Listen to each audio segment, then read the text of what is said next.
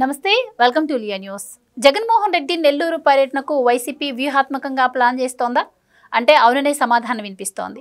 ఆయన పర్యటనకు వెళ్ళబోయే ముందు ఒక థియరీని వాళ్ళు అప్లై చేస్తున్నట్టు కనిపిస్తోంది. ఎందుకంటే ఆ పార్టీ తరపు నాయకులందరూ కూడా పర్యటనకు వ్యతిరేకత ప్రభుత్వం చెప్పకముందే వాళ్ళు తెర మీదకు వచ్చేసి కూటమి ప్రభుత్వం అడ్డుకునే ప్రయత్నం చేస్తుంది, అక్కడ మాకు ల్యాండ్ అవ్వడానికి ప్లేస్ కూడా ఇవ్వట్లేదు అని ప్రచారం చేస్తున్నారు. ఇంకొక అడుగు ముందుకేసి సాక్షి మీడియాలో అయితే ప్రజానాయకుడిని అడ్డుకునే దమ్ము మీకుందా అని చెప్పి వాళ్ళు సవాల్ కూడా విసురుతున్నటువంటి పరిస్థితి. సో మరి అసలు నెల్లూరు పర్యటన మీద ఇటు ప్రజలు కూడా ఎంతో ఆసక్తిగా ఎదురు చూస్తున్నారు. ఇంకా చెప్పాలంటే కొంత భయపడుతున్న పరిస్థితి కూడా కనిపిస్తున్న నేపథ్యంలో మరి ప్రభుత్వం తరపు నుంచి ఎలాంటి ఆంక్షలు ఉండబోతున్నాయి, మరి నెల్లూరు పర్యటనలో జగన్మోహన్ రెడ్డి గారి వ్యూహం ఏంటి అన్న విషయాన్ని తెలుసుకుందాం. మనతో పాటు ఉన్నారు సీనియర్ పొలిటికల్ అనలిస్ట్ అంకంరావు గారు. నమస్కారం అండి. జగన్మోహన్ రెడ్డి గారు మళ్ళీ నెల్లూరు వెళ్ళబోతున్నారండి. సో దీనికి సంబంధించి కొన్ని న్యూస్ బయటకు వచ్చాయి. కొంతమంది అసాంఘిక శక్తులతో ఆయన భేటీ అయ్యారని చెప్పి, సో నెల్లూరులో కూడా రేపు ఏదో జరగబోతుంది అని అయితే ఇంటెలిజెన్స్ వర్గాల నుంచి ఒక హెచ్చరిక అయితే ఉండింది. ఇక్కడ కూడా ఒక 100 మందికి పర్మిషన్ ఇచ్చారని చెప్పి వార్తలు వినిపిస్తున్నాయి. దానికి సంబంధించి క్లారిటీగా ఇంకా ఏం తెలియదు. కానీ మమ్మల్ని అడ్డుకునే ప్రయత్నం చేస్తున్నారు, ఎంత తొక్కితే అంత లేస్తారు జగన్మోహన్ రెడ్డి గారు, మమ్మల్ని అడ్డుకునే దమ్ము మీకుందా అని చెప్పి వాళ్ళు సవాల్ విసురుతున్నారు. సో దీన్ని బట్టి మనం ఏం అర్థం చేసుకోవచ్చండి? ఎంత తొక్కితే అంత లేస్తారు, ఇది వాళ్ళ యొక్క ఆలోచన. బంతి బలంగా ఇసిరి నెలకేసి కొడితే అంత బలంగా పైకి ఎగిరిద్ది. బంతిలో గాలి ఉండాలిగా, లేవడానికి ఇలా కాళ్ళు ఉండాలి. ఇక్కడ కాళ్ళు తీసేసారు ఆంధ్ర రాష్ట్ర ప్రజలు, ఇక లేచే ప్రశ్న అంటూ ఏమి లేదు. వాళ్ళు ఏదో అనుకుంటున్నారు కావాలా, వాళ్ళు చూసి మా కాళ్ళు ఉన్నాయి అనుకొని మేము ఏదో మాట్లాడుతున్నారు కానీ కాళ్ళు లేవు, అడుగు కూడా ముందుకెళ్ళలేని పరిస్థితి వాళ్ళు. ఈరోజు ఆంధ్ర రాష్ట్ర ప్రజలు సరైన తీర్పు సరైన వ్యక్తులకి ఇచ్చారు, దాంట్లో ఇంకా ఎలాంటి సందేహం కూడా ఏమి లేదు. వాళ్ళకి జవసత్వాలు అనేవి రావు. వాళ్ళకి వచ్చే జనాభా ఎలాంటి వాళ్ళు, ఏ విధంగా వాళ్ళు సమీకరిస్తున్నారో ప్రజలందరూ గమనిస్తూనే ఉన్నారు. వాళ్ళు వెళ్ళే వ్యక్తులు తెనాలి వెళ్ళినా లేకపోతే మొన్న రెంటపాళ్ళు వెళ్ళినా ఇవన్నీ కూడా ప్రజలు గమనిస్తూనే ఉన్నారు. వాళ్ళు ఎవరెవరు వ్యక్తుల దగ్గరికి వెళ్ళేసి వాళ్ళు పరామర్శిస్తున్నారు. ఇదే నెల్లూరు వెళ్ళాడు కదా ఎవరు, పిన్నెల్లి రామకృష్ణారెడ్డి దగ్గరికి. ఆ రోజు కూడా ఏం మాట్లాడారో అందరూ గమనిస్తూనే ఉన్నారు కదా. వల్లభనేని వంశీ దగ్గరికి వెళ్ళి ఏం మాట్లాడారో గమనిస్తూనే ఉన్నారు. ప్రతి వాళ్ళు మంచివాళ్ళు, అమాయకులు, శుద్ధపూసలు, నోట్లో అరటికాయ పెడితే కూడా కొరకలేరు, ఇవన్నీ కదా వాళ్ళు చెబుతుంది. మంచివాళ్ళు అయితే ఎందుకు తీసుకెళ్తారు నాయన కారాగారంలోకి? మంచివాళ్ళు అయితే నిజంగా కారాగారంలోకి వెళ్తే వెలుసుబాటు అనేది వస్తుంది కదా. ఇంకా వాళ్ళ మీద నేరాలు స్పష్టంగా ఆధారాలతో సహా ఉన్నాయి కదా, కనపడతానే ఉన్నాయి కదా. ఈరోజు నువ్వు నెల్లూరు పర్యటనకు వెళ్తున్నావు, బాగానే ఉంది. రెంటపాళ్ళ పర్యటనలో ఏం చేసావో చూశారు. నిబంధనలకు ఉల్లంఘించి నీకు నీ 11 వాహనాలు కాక అదనంగా 3 వాహనాలు కేటాయిస్తే 100 వాహనాల్లో నువ్వు ప్రదర్శనగా వెళ్ళావు, 3 చావు కారణం అయ్యావు. నిస్సందేహంగా ఆ ఒక్క కారణం చాలు అతన్ని ఈరోజు అదుపాయంలో తీసుకోవడం కోసం. నిజంగానే ఆ రోజే కనుక వాళ్ళు గనక మిగిలిన వాహనాలన్నీ అదుపులో తీసుకొని అవి గనక వాళ్ళ కార్యాలయాన్ని కనుక తరలించుకున్నట్టయితే అసలు గొడవ ఉండేదే కాదు అక్కడి నుంచి బయలుదేరినప్పుడే. తర్వాత అక్కడ ఏటుకూరు రోడ్లో జరిగినటువంటి సంఘటనకి ఒక వృద్ధుడు చనిపోవడం కూడా జరిగింది, సింగయ్య అనే వ్యక్తి. కనీసం అతను పరామర్శించడం కానీ, తిరిగి ఎన్నికలు వచ్చేటప్పుడు అతను చనిపోయాడన్న సంగతి తెలిసిన తర్వాత కూడా అతను భౌతికాయాన్ని సందర్శించినటువంటి గొప్ప నాయకుడు జగన్మోహన్ రెడ్డి. స్వయం ఆయనే చెప్పాడు, మీరు నేను చెప్పాల్సిన అవసరం లేదు, నాకు తెలియదు, వెళ్ళేటప్పుడు తిరిగి వచ్చేటప్పుడు మాత్రమే చెప్పారన్నాడు. మరి వచ్చేటప్పుడు చెప్పేటప్పుడు దారిలోనే కదా, అటుకున్నానే కదా నువ్వు వెళ్ళింది, అక్కడికి వెళ్ళలేదు అంటే రాజ్యాంగం. ఒకప్పుడు నువ్వు శాసనకర్తగా ఉన్నావు, శాసనసభ్యులందరికీ నువ్వు శాసనసభలో నువ్వు నాయకుడివి, అయినా సరే శాసనాలు ఎలా తయారు చేయాలో నీకు తెలుసు. దాన్నే ఉల్లంఘించుకుంటూ నువ్వు ముందుకెళ్తున్నావు కదా. ఇక్కడ కూడా నిజంగానే కనుక ప్రభుత్వం అతనికి 100 మందితోటే అనుమతిస్తే అంతవరకే వెళ్ళాలి. మొహమాటం ఏముంది? కాకాని గోవర్ధన్ రెడ్డిని కారాగారంలో ఉన్న వాళ్ళని పరామర్శించడానికి ఏంటి నీ బల ప్రదర్శన? అసలు ఎందుకు అనుమతి ఇవ్వాలి? నిస్సందేహంగా కూడా అనుమతి ఇవ్వాల్సిన అవసరమే లేదు. కానీ వీళ్ళు అనుకున్నట్టు అక్కడ ఉన్నటువంటి కోటమిరెడ్డి శ్రీధర్ రెడ్డి గారు వీళ్ళు గగనతలంలో వచ్చేసి అక్కడ హెలికాప్టరు ల్యాండింగ్ చేసుకోవడానికి నిలుపుదల కోసం ఏ ప్రదేశాలు అయితే ఇస్తారో వాటిని కాదని చేసే వ్యక్తి అయితే కాదు. మీలాగా చేయడు అతను. గతంలో మీరు అమరావతి రైతులు వెళ్తూ ఉంటే అక్కడ కాకాని గోవర్ధన్ రెడ్డి చేత ఏ విధంగా చేయించారో చూశారు. ఇదే కోటమిరెడ్డి గారు వెళ్ళి వాళ్ళకి సంఘీభావం కూడా తెలిపాడు. ఆయన రాజకీయంగా ఎదగాలనుకుంటున్నటువంటి రాజకీయ నాయకుడు, ప్రజలను మన్నలు పొంది ఎదగాలనుకున్న నాయకుడు. నీ రాక్షస పరిపాలన చూసి బయటకు వచ్చి ఈరోజు తెలుగుదేశం పార్టీ తరపున మళ్ళీ శాసనసభ్యుడిగా గెలిచాడు. ఇదే జిల్లాలో నీకు గతంలో 10కి 10 ఇచ్చారు, ఇప్పుడు 10కి 10 కూటమికి ఇచ్చేశారు. అంటే ప్రజలు నీ మీద ఎంత కోపంగా ఉన్నారో స్పష్టంగా అర్థమైపోయింది. అక్కడ వాళ్ళు ప్రశాంతంగా జీవిస్తున్నారు. ఇప్పుడు వాళ్ళ దగ్గర నువ్వేదో అలజడి రేపాలని నీ శ్రేణులందరూ, నీ నాయకులందరూ వ్యూహాత్మకంగా జన సమీకరణ చేసి ఏదో హడావిడి చేసి మాకు బలం పెరుగుతుంది, ప్రజలు మమ్మల్ని ఆదరించబోతున్నారు, రేపు మళ్ళీ మేము అధికారంలోకి వస్తున్నామని చెప్పని ఊహల్లో ఉండి వాళ్ళు ఏదో చేయాలనుకుంటే, ఇప్పుడు కూటమి ప్రభుత్వం మన రెంటపాడ సంఘటన దృష్టిలో పెట్టుకొని అవసరమైతే పర్యటన రద్దు చేసుకొని బలవంతంగా వస్తే అక్కడే అతను అదుపులో తీసుకొని అంతటువంటి కఠిన చర్యలు తీసుకోవాల్సిన పరిస్థితి ఇప్పుడు ఉత్పన్నం అవుతుంది మీకు. ఇది కూడా గమనించుకోవాలి. ఈరోజు ప్రభుత్వం ఏం చేయట్లేదు, మీరే అల్లజడి సృష్టిస్తున్నారు, అరాచకం సృష్టిస్తున్నారు, ప్రజలను రెచ్చగొడుతున్నారు. ఇది గమనించుకోండి మీరు. కాబట్టి ఇప్పుడు వాళ్ళు రెచ్చిపోయే విధంగా ఇప్పుడు వాళ్ళ చేతిలో ఉన్న ప్రసార మాధ్యమం కావచ్చు, పత్రికల గురించి కావచ్చు, వాళ్ళు ప్రజలను రెచ్చగొట్టే విధంగా వాళ్ళు ప్రసారాలు చేస్తున్నారు. అదే కాబట్టి దీన్ని గమనించుకోవాలి. వాళ్ళు ప్రభుత్వాన్ని ప్రశ్నిస్తున్నారు, ప్రభుత్వానికి సవాల్ విసురుతున్నారు. కాబట్టి మీరు దాన్ని తీవ్రంగా పరిగణించండి. అయితే జగన్మోహన్ రెడ్డి గారి పర్యటనలు రెంటపాళ్లకు ముందు ఒక ఎత్తు, రెంటపాళ్లకి తర్వాత ఒక ఎత్తు. ఇప్పుడు అన్ని ఒకటే గుర్తుపెట్టుకోండి మీరు. అన్ని ఒకటే అంటే ఇక్కడ క్లియర్ గా ఆయన ఏంటి అనేది ఆ వీడియోలో బయటపడింది. అది ఇంటెలిజెన్స్ కూడా అది నిజమైన వీడియో అని చెప్పింది. సో ప్రజలకి అంటే కొంచెం అంటే కూటమి ప్రభుత్వం అంటే అధికార పార్టీ కాబట్టి ప్రతిపక్షాన్ని అడ్డుకుంటుంది అని కొన్ని సెక్షన్ ఆఫ్ పీపుల్స్లో ఉన్నా కూడా మొన్న పర్యటనతో అది కూడా క్లియర్ అయిపోయింది. సో ఆయన పర్యటన అంటే కూడా ప్రజలు ఇప్పుడు భయపడే పరిస్థితి వచ్చింది.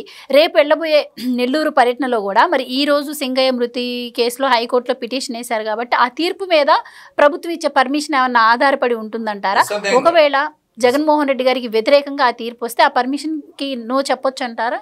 అదే నిబంధనల ప్రకారం ఇస్తారు. లేదు న్యాయస్థానం కనుక అసలు ఇలాంటి పర్యటనకు మీరు అనుమతించొద్దు అని కనుక ఏదైనా చెప్పిందనుకోండి, లేదంటే ఇప్పుడు సింగయ్యకి సంబంధించింది ఏదైనా ఇచ్చిందనుకోండి, అసలు ఆయనకి నెల్లూరు వెళ్తారు, కారాగారానికి వెళ్తాడు. కానీ మీరు ఇంకా కొత్త ఆలోచన తీసుకొస్తారు. ఇప్పుడు న్యాయస్థానం కనుక అదుపులో తీసుకోమన్నారు అనుకోండి, 5 నిమిషాలు ఆలస్యం చేయకుండా అదుపులో తీసుకెళ్తారు. ఇంకా ఆయన కారాగారంలో ఉన్న వాళ్ళని పరామర్శించాల్సిందే తప్ప కాకాని గోవర్ధన్ రెడ్డి దగ్గరికి పరామర్శించాల్సిన పనేం లేదు కదా. నెల్లూరు వెళ్తే నేలను నాకిస్తారు. నెల్లూరు ప్రజలు మామూలు వాళ్ళు కాదు, అది గమనించుకోండి. వాళ్ళు మంచిని ఏ విధంగా అయితే భుజాన వేసుకుంటారో చెడ్డ వ్యక్తులను కూడా దూరంగానే పెడతారు.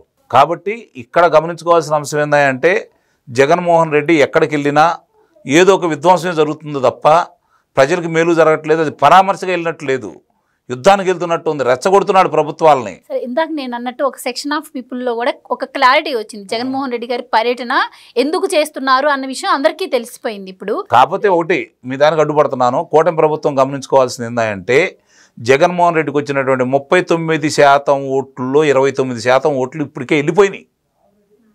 మీరు భయపడాల్సిన అవసరం లేదు. అతని మీద చర్యలు తీసుకుంటే అయ్యో ప్రజలకు మన దగ్గర సానుభూతి ఏమో వచ్చిద్దో, మా మీద వ్యతిరేకత వచ్చిందన్న, మీ మీద వ్యతిరేకత వస్తుంది, వాళ్ళ మీద చర్యలు తీసుకోవట్లేదని వ్యతిరేకత వస్తుంది, గ్రామాల్లో ఇంకా కొన్ని సమస్యలు పరిష్కరించలేదని వ్యతిరేకత వస్తుంది. ఆ వ్యతిరేకత జగన్మోహన్ రెడ్డికి ఓట్లు వేయాలని రావట్లా, మీ మీద కోపం వస్తుంది. కానీ మీరు అన్నట్టు ఆ వ్యతిరేకత ఎక్కడ కనిపిస్తుంది సార్? జగన్మోహన్ రెడ్డి గారు ఏ మీటింగ్ పెట్టినా కూడా వేలల్లో జనాలు వెళ్తున్నారు. మేమేమో అసలు ఎవరిని గ్యాదర్ చేయట్లేదు, ఆయన పైన అభిమానంతోనే ఇలా వస్తున్నారు. మేము రమ్మని ఎంతమందిని పిలవగలం, రమ్మని పిలిచిన వాళ్ళు బస్సుల్లో పెడితే వస్తారు. అసలు పోలీసులు ఎక్కడికక్కడ బార్కెట్లు పెట్టి అడ్డుకున్నా కూడా ఏ అవైలబిలిటీ ఉంటే బైకుల మీద వస్తున్నారు, స్కూటీల మీద వస్తున్నారు, నడుచుకుంటూ కూడా వస్తున్నారు పొలాల్లో అని చెప్పి వాళ్ళు అంటున్నారు. సో ఈ అక్కసుతోనే మా పర్యటనలు అడ్డుకుంటుంది అని చెప్పి వాళ్ళు అంటున్నారు. ఇప్పుడు ఇన్ని సౌకర్యాలు వచ్చిన తర్వాత, వాహనాలు సమకూర్చుకున్న తర్వాత విపరీతంగా జనం వస్తున్నారని మనం భావిస్తున్నాం. నా చిన్నప్పటి నుంచి నేను చూసిన సంఘటనలు చెప్తాను మీకు. నాకు చిన్నప్పుడు రంగా గారి గురించి కొద్దిగా తెలుసు. ఆయన గురించి చెప్తా ఉండేవాళ్ళు. ఎన్జి రంగా గారు. రంగా గారు అంటే ఎన్జి రంగా గారు. ఆయన సభలకి విపరీతంగా జనం వచ్చేవాళ్ళంట. జనం వచ్చేవాళ్ళు, కానీ ఆయన ఎన్నికల్లో ఓడిపోతానే ఉండేవాళ్ళు, మళ్ళీ ఉప ఎన్నికల్లో గెలుస్తూ ఉండేవాళ్ళు.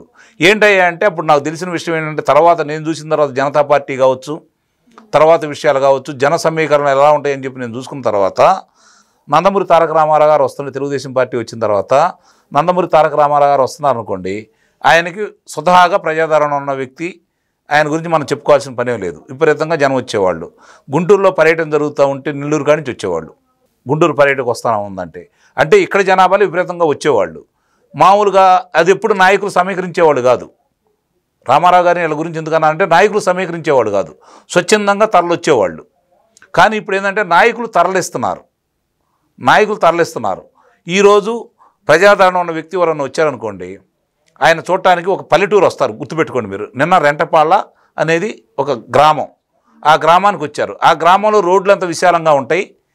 1000 మంది వస్తే కిటకిటలాడినట్టు కనపడతానే ఉంటుంది కదా. అంటే ముఖ్యమంత్రిగా చేసిన వ్యక్తి, ఈరోజు నేను ప్రతిపక్ష నేతగా చెప్పుకుంటున్న వ్యక్తి, అతను వస్తే 2000 మంది రావడం పెద్ద గొప్ప, 10,000 మంది రావడం పెద్ద గొప్ప. 17 నియోజకవర్గాలు కదా గుంటూరు జిల్లాలో. నియోజకవర్గం వాడికి 400 మందిని వేసుకుంటే జనాభా వస్తారు కదా. వాళ్ళు ఇటు అలానే తరలించుకుంటూ వస్తున్నారు కదా. అది పెద్ద గొప్ప విషయం అయితే కాదు. మీరు వాహనాలు ఇవ్వకుండా మీ నాయకులు వరకే ఆ పక్కన ఎవరిని తీసుకుని వెళ్లకుండా మీరు స్వచ్ఛందంగా వెళ్ళండి. ఎంతమంది వస్తారో చూద్దాం. రెండోసారి పర్యటన చేయడు, గుర్తుపెట్టుకుని జగన్మోహన్ రెడ్డి. మళ్ళీ ఎప్పుడు పర్యటన కూడా చేయడు ఇంకెక్కడ. వాళ్ళు సమీకరిస్తారు, వాళ్ళు జనాలు వస్తారు. అది రాజకీయ నాయకులు వాళ్ళు పన్నే వ్యూహాల్లో భాగంగా, ప్రజాదరణ ఉందని చెప్పుకోవడానికి భాగంగా ఈరోజు మన కళ్ళ ముందు కనపడతానే ఉంటాయి. ఇప్పుడు అధికార పార్టీకి 1,00,000 మంది జనం వచ్చారనుకోండి, పెద్దగా లెక్కేసుకోరు. ఎందుకంటే అధికారంలో ఉండాలి కదా అని చెప్పని. అధికారంలో లేని పార్టీ వాళ్ళు ఏదైనా సమావేశం పెడితే 1000 మంది వచ్చారు, అబ్బో చాలా జనం మంది వచ్చారు అనుకుంటారు. ఆ 1000 మంది ఎవరో ఎక్కడి నుంచి వచ్చారు ఏందని ఆలోచించుకోవాలి కదా. అని చెప్పి తక్కువ చూడమని నేను చెప్పట్లేదు. జగన్మోహన్ రెడ్డికి జనం రారని చెప్పి కూడా నేను చెప్పట్లేదు. నిస్సందేహంగా వస్తారు అందుట్లో. కానీ వచ్చేవాళ్ళు ఎవరు? ఈ గాంజా బ్యాచ్, ఈ అరాచకవాదులు, ఇలా చేసేవాళ్లే కదా వస్తుంది. రైతులు ఎంతమంది వస్తున్నారు, వ్యాపారస్తులు ఎంతమంది వస్తున్నారు, ఉద్యోగస్తులు ఎంతమంది వస్తున్నారు, మహిళలు ఎంతమంది వస్తున్నారు కూడా చూసుకోవాలి కదా. కాబట్టి ఇప్పుడు జగన్మోహన్ రెడ్డిని ఎక్కడ కూర్చోబెట్టాలో ప్రజలైతే కూర్చోబెట్టారు. నేను ఇందాక చెప్పినట్టు పరిగెత్తడానికి కాళ్ళు కూడా లేకుండా చేశారు. కాబట్టి అతని గురించి మీరు ఆలోచించొద్దు. కూటమి ప్రభుత్వం మీరు చేయాల్సిన కార్యక్రమాలు మీరు చేయండి, కఠిన నిర్ణయాలు తీసుకోండి. ఇప్పుడు అతను ఒక్కడి కోసం రాష్ట్ర ప్రజలను ఇబ్బంది పెడతారా మీరు? ఈరోజు ఇబ్బంది కూడా కాదండి, ప్రాణాలు 3 ప్రాణాలు పోయినాయి కదా మొన్న. అందుట్లో ప్రభుత్వ వైఫల్యం కూడా ఉందని అయితే నేను భావిస్తున్నాను నిస్సందేహంగా. కాబట్టి అలాంటివి రాకూడదు. అంటే నేను ఇందాక అడగబోయే క్వశ్చన్ మధ్యలోనే ఆపేశాం.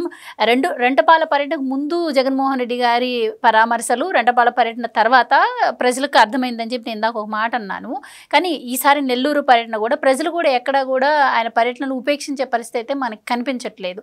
సో ఒకవేళ ఆయన పర్మిషన్స్కి మించి జనాన్ని తీసుకెళ్ళినా కూడా, జగన్మోహన్ రెడ్డి గారిని రేపు అరెస్ట్ చేసినా కూడా ప్రజల నుంచి కూడా ఎటువంటి వ్యతిరేకత వస్తుందన్న ఇది కూడా ఎక్కడ కనిపించట్లేదు. ఒకవేళ ఆ విధంగా లాస్ట్ టైం కూడా ఆయనకి కొన్ని ఆంక్షలు పెట్టినా కూడా దాటుకొని వెళ్ళారు. ఈసారి ఆంక్షలు పెట్టినా కూడా ఆయన దాటుకొని వెళ్తే అక్కడికక్కడే అరెస్ట్ చేయాలన్న అభిప్రాయం కూడా ప్రజల నుంచి చేస్తారు కూడా. ఈ తడ ప్రభుత్వం సూచిస్తున్నట్టయితే ఉండదు, నిస్సందేహంగా చేస్తారు. ఈ బయటకు వచ్చి అరాచకం చేసే వాళ్ళని ఎలా మక్కెలు ఎరగదీసి బొక్కలు వేయాలో చంద్రబాబు నాయుడు గారికి బాగా తెలుసు. ఇంతకంటే యోధులు అనుకున్న వాళ్ళు, విర్రవీగిన వాళ్ళు, వాళ్ళందరినీ కూడా ఆయన ప్రభుత్వంలో ఎప్పుడు ఎవరిని ఎలా అదుపులాగినలో పెట్టారో ఆయనకు క్షుణ్ణంగా తెలుసు. అందుకంటే గొప్ప వ్యక్తి కాదు. ఇలా తాతే బెంగళూరు పారిపోయాడు ఉమేష్ చంద్ర గారి దెబ్బకి. అంతకంటే గొప్ప వ్యక్తి అయితే ఏం కాదు. కాబట్టి ఈ అరాచకం సృష్టిస్తే ఏం చేయాలో చంద్రబాబు నాయుడు గారికి తెలుసు. కాబట్టి దాని గురించి భయపడాల్సిన అవసరం లేదు. కాకపోతే వాళ్ళు కొంచెం ఆచితూచి ఆలోచిస్తున్నారు. ఇక ఆలోచన మానుకోండి అని చెప్పైతే నేను ఆలోచిస్తున్నాను. Thank you so much. Thank you. Please subscribe to Leo news for more videos.